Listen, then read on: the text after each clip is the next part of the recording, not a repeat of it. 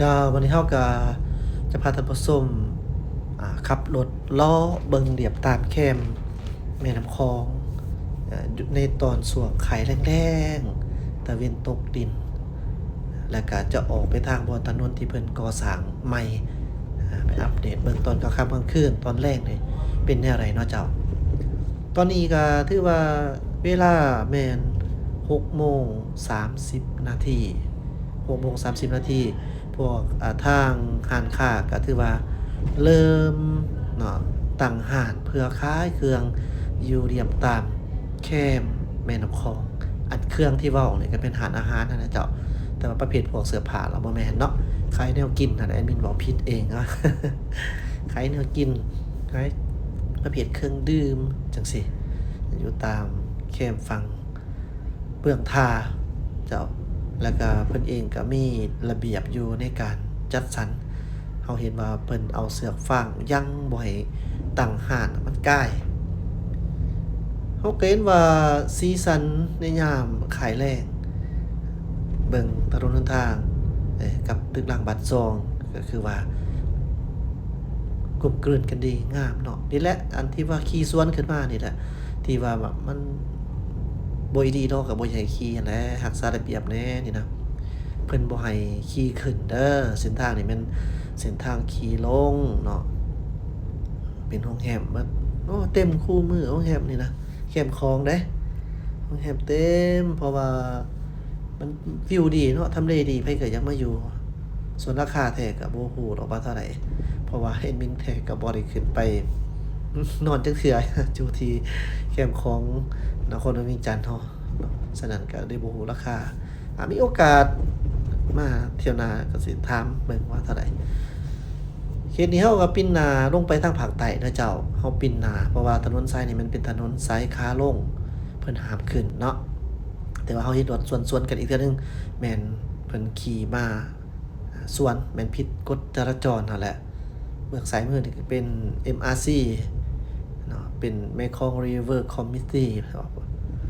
Commission บ่ได้ Committee ประมาณนั้นแอดมินก็บ่แน่ใจ องค์การแม่น้ำคองนี่มันเป็นตึกที่งามเว้าว่างามกว่าหมู่ก็ว่าได้เนาะอ่าโรงแรมอมฤตพร้อมสร้างแล้วใหม่ๆเนาะงามเจ้างามๆผูกคล้ายๆคือกันกับอ่าแม่น้ำคองหั้นนะเนาะเรียบตามแคมฝั่งคดโค้ง เจ้าเอมินเองก็จะมาทางเมืองซ้ายมือเด้อจะออกไปทางปากปราสาทคันขี่ซื่อกันไปน่ะที่จริงน่ะเพิ่นควรเพิ่นปิดเส้นทางได้แต่ว่าตอนนี้ยังบ่ทันปิดแต่ว่าเฮาเลี้ยวไปพุ่นทางหน้าพุ่นแม่นว่าเห็นรถติดขัดกันอยู่หั่นก็ได้สิบ่ไปดอกเพราะว่าคนมาออกกำลังกายแน่บวกกันกับทางรถไปแน่มันก็สิแออัดเนาะเจ้าเดี๋ยวบ่ไปเอมินสิขอออกมาทางนี้เอาซะจุดเบื้องขอบเขตนี่ที่เห็นอยู่เป็นผาเป็นนิ้วนี่ก็แม่นจะสร้างต่างใหม่ส่วนนี้ธนาคารโรงแรมโอ้งามๆ ก็มีร้านค้าพ่อค้าแม่ค้ามาขายเครื่องตามขอบทางขายแนวกินแนวอยากขนาดนี้นะก็ถือว่าเป็นการสร้างรายได้ก็บ่ฮู้ว่าอีรถบันไดนี่จะมีหน่วยงานห้ามอีกบ่นี่เนาะเพราะว่ามีบางบ่อนก็เห็นห้ามนี่เฮาก็บ่ได้บอกว่าให้เพิ่นไปห้ามได้ตามเบิ่งว่าหั้นนะมันถูกระเบียบก็แล้วไปเนาะบ่ว่ากันเจ้าการทำมาหากินนี่ก็โอ้บ่ดีดอกนี่คันบ่ สู้บ่ซนบ่วิ่งเต้นอีหลีนี่ก็เอาตัวเองรอดอยู่ได้รอดยากอยู่ได้อาก็ได้เฮ็ดทุกอย่างหั้นล่ะเนาะเจ้าพอมีอยู่มีกินไปสำหรับผู้ที่บ่หักบ่มีคือกันกับแอดมินนี่ล่ะบ่หักบ่มีก็จำเป็นได้สู้เนาะไฟแดงอยู่นี่ยังงงๆหน่อยหนึ่งเด้อเจ้านี่แดงอยู่ตอนนี้เนาะไฟแดงอยู่ตอนนี้อาแต่ว่าอีกมื้อหนึ่งนี่เพราะว่าเห็นเฮามาช่วงนั้นก็แม่น ทั้งเปิดทั้งปิดนั่นน่ะนี่ผู้ไปก็ไปก็ยังงงอยู่ว่ามันเที่ยวได้บ่เนาะหรือว่าแนวใดนี่ผู้ไปซื้อก็ไปซื้อทั้งที่ว่ามันไฟแดงอยู่ส่วนเฮานี่ก็อยากเฮ็ดให้มันถูกระเบียบจราจรนั่นแหละอ้าวหรือว่าเพราะว่าในช่วงนี้นี่ถนนเส้นเบื้องนี้เขาเจ้ายังเบื้องขวามือนี่เจ้าเขายังบ่ทันได้เปิดเพราะว่าเขาเจ้าจังไปได้นี่แอดมินก็จำเป็นเนาะเพราะว่าทุกคนก็เฮ็ดแบบนั้นแล้วก็มันบ่ทุกคนเลยน่ะเจ้าก็เลยได้เดี่ยวมาจังซี่คันบ่มาทั้งหลังนี่ก็บีบแกเป๊บๆอยู่เนาะยัง แบบคือใครคืออันบอกให้เราไปอยู่นี่ก็ได้ไปซะอยู่นี่ถนนเส้นนี้เพิ่นยังบ่ทันได้สร้างแล้วเทื่อสมบูรณ์เด้อแต่ว่าเพิ่นก็ให้เที่ยวแก้ไขฉะนั้นก็ค่อยไปค่อยมาเพราะว่าหยังเพราะว่าเคยมี รถเก๋งนี่ไปตกบ่อนบ่อนเพิ่นเฮ็ดจงไว้บ่อนน้ำไหลลงหันนะมันเป็นคลองอยู่แต่มันบ่แล้วเด้เนาะอ่าเพิ่นก็ห้ามอยู่เด้ก็เลยเฮ็ดให้มันต่ำพื้นท้องของรถขึ้นบ่ได้เนาะตกจังซี้นะอันนี้คือจังซี่ไปบ่ได้มันนั่นแคบค่อยไปค่อยมาก็ดีแต่เพิ่นให้เที่ยวอยู่ที่จริงแล้วนี่ก็แม่นเพิ่นห้ามเนาะแต่ว่าเดี๋ยวนี้เพิ่นบ่ได้ห้ามเพิ่นก็ให้ไปแต่ค่อยไปค่อยมาเอาสังคมถามเลยว่าโอ้คือว่าเฮ็ดช้าแท้อันนี้ก็ตามเบิ่งแท้ๆนี่แอดมินก็คิดว่าช้าได้ อันนี้เว้าตรงๆเนาะเจ้าเนาะเพราะว่าโครงการของเพิ่นนี่สร้างมาโดนเติบเลยเด้ตั้งแต่ก่อนปีใหม่ลาวจักไผเดือนเนาะสร้างเพิ่นว่าสิให้แล้วก่อนปีใหม่เบื้องต้นหันนะแต่ว่าเฮ็ดมาแท้ๆมันบ่แล้วก่อนปีใหม่ก็ได้แก่ยาวมาฮอดนี่แหละเดือนพฤษภามาฮอดเดือนตอนนี้ก็มิถุนายนเนาะวันที่3เลยเด้เดือนมิถุนายนเดือน6อันนะเจ้ากลายมาอีกเนาะโอ้ว่าสิสร้างบ่ได้อันไซเคเบิลมันยุมะยะหันนะตามที่เฮารับรู้ข่าวมาแม่นว่าเพิ่นสิเอาลงใต้ดินเบิดว่าซั่นเด้เส้นนี้นะแต่ก็บ่ฮู้ว่าจะแม่นแท้หรือบ่เนาะหรือว่าเป็นจริงประการใดรอท่าเบิ่งนำกันตื่มเบื้องซ้ายมือนี่ก็ยังบ่แล้วเบื้องขวาก็ยังบ่แล้วค่อยไปค่อยมาเนาะก็ถือว่าเอาบอนคนย่างกันออกหลายเติบก็กว้างขึ้นแน่นอนแหละแล้วเพิ่นสิมาเฮ็ดเป็น BRT ฉะนั้นมันก็แห้งคับเนาะคันว่าบ่เอาออกอีกนะถนนมันแคบอยู่แล้วมาเฮ็ดอันนี้ใส่มันก็แห้งแคบแต่ว่าเพิ่นก็บอกแล้วเด้ว่าตามข่าวนะว่าสิบ่ให้เที่ยวในทางนี้เฉพาะรถส่วนตัวบ่รถสาธารณะยังทั่วไปแม่นว่าเพิ่นบ่ให้เที่ยวเนาะเพิ่นจะให้แต่เฉพาะพวกอันนั้นน่ะรถ BRT อะนะBus Rapid Transit หรือว่ารถเมล์ด่วนบวกกับรถไฟฟ้าที่เป็นลักษณะแบบคล้ายๆกันกับบอนท่องเที่ยวอิหยังต่างๆหั้นนะรถน้อยๆเที่ยวได้แบบนั้นน่ะส่วนว่ารถเฮาเจ้าข้อยคือเห็นจังซี่นี่แม่นบ่ให้เที่ยวเนาะบัดตอนเพิ่นสร้างแล้วหั้นนะและก็ถนนจังซี่ถนนนี่เพิ่นก็สิหลังจากที่ปูคอนกรีตจังแล้วต่างๆเพิ่นก็สิขีดเส้นแต้มเส้นเป็นสีสันคือกันกับเฮาได้แนะนำผ่านไปมาฮอดพี่เลยล่ะเจ้ามาฮอด